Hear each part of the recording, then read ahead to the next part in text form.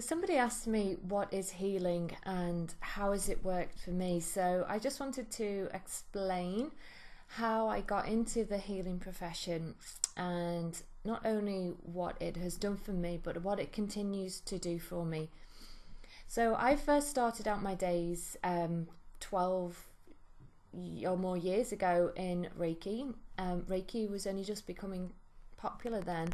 And most people you speak to, if you mention the word Reiki, they pretty much automatically know what it is.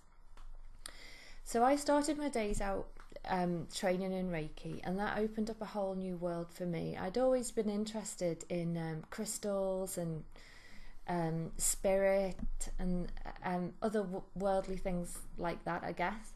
And when I had my Reiki attunement, a whole host of emotions just spilled out, and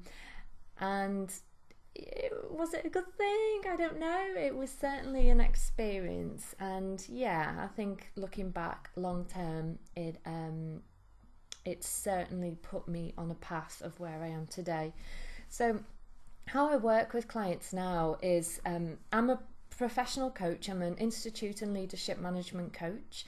And I use positive psychology, so that looks at what's right with people, drawing on people's strengths and goal setting and really helping the client dig deep about where they want to go. But I also combine that with healing. Now, healing isn't just hands-on healing where you see a practitioner hovering their hands over a client's chakra or anything like that. Healing can just be a talking therapy. So I can simply be sat with a client and I'll take that client, ask that client to gently close their eyes if they're comfortable to do so, and we'll go on a journey together with me talking them through some guided visualization. And we find out the bottom beliefs of what's creating the issue at the moment, or whatever their biggest challenge is. We'll find out where the first ever time was they took on this belief about themselves. And sometimes it can take you right back into past lives, which can be quite surprising for clients, but it's not really surprising at all. So we work with different techniques around clearing up the issue. Now, how do I use this on me? It can be a bit difficult. So I will either seek out and go to a mentor of mine, a spiritual mentor of mine, or I will guide myself through, and that takes a lot of practice and commitment and a lot of vulnerability, actually, because you're asking yourself certain types of questions and you've got to be completely honest about what comes up for you, but it is possible. And I'll give you a for instance.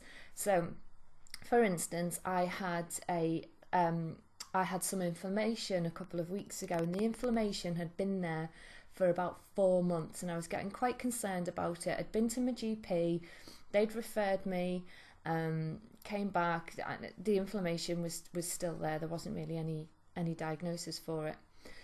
So during that time, I was really working seriously hard and I was stressed. Just had a new baby. The business was just going from strength to strength. There was more and more work for me to do. So I consciously went in and asked the area that was inflamed, what was the emotional reason for it being there, what was triggering the inflammation, and I got my answer, and I talked through the emotional layers. Basically what it said to me, it was frustrated and it was angry, it was quite determined, and it was all the emotion that was going on for me around my work and my life balance. So once I brought awareness to that, I was able to soothe that area mentally and talk myself through a healing process. And the inflammation went. I'm not lying, the inflammation went. So the connection between your brain and your body it's one unit. We used to be told there had no connection at all, and now that's been disproved. Your mind influences your body 100%. So when I work with clients on healing, I talk them through how the energy bodies work, what they're made of, what the universe is made of, and how everything is absolutely connected, and how you can use your mind to heal your body. We should be taught at school. Maybe one day it will be. I really hope that would be the case. So that is how healing works. You're drawing on universal energy. You're part of source creation, and you're just drawing on that. That's all you are, even though we see ourselves as physical form, and a chair's a chair, and we're a physical body, and but that's just because we're all resonating at a different frequency. This is something that is explained in depth on my quantum holographic healing course, so I hope to see you all soon.